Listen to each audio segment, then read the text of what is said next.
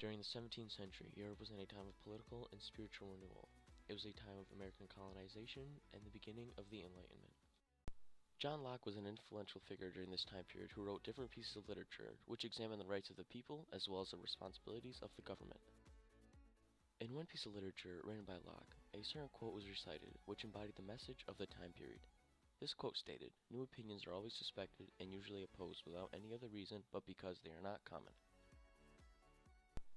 Now that the background is over, let's explore the writings of Locke. Over this 5 weeks, I read 2 treatises and a letter concerning toleration, which was written by Locke himself, but later edited by Ian Shapiro.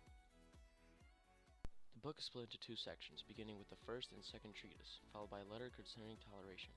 I think the setup of the book makes it an easier read, as the diction and structure of the words may seem difficult or just plain annoying to read. Locke examines the natural rights of a human being in his first treatise, which we are all familiar with. Locke states that by the law of nature a man has a right to inherit property of another, as well as a second treatise which examines the duty of the government to protect those rights. As Locke states, political power then I take to be a right of making laws with penalties of death and consequently all less penalties for the regulating and preserving of property.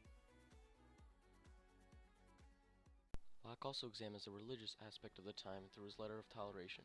The fear of Catholicism engulfing all of England was becoming a concern. Locke states, our government has not only been partial in matters of religion, but those also who have suffered under that partiality. While being an important part of my research project for APUSH, this book has expanded my knowledge based on our rights and liberties that are available to us today. It's important to know beyond life, liberty, and property, as we are all familiar with.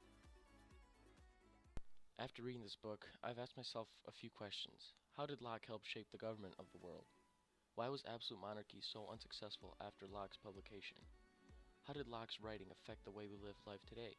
These and many other crucial questions to different aspects of society can be answered through the readings of John Locke.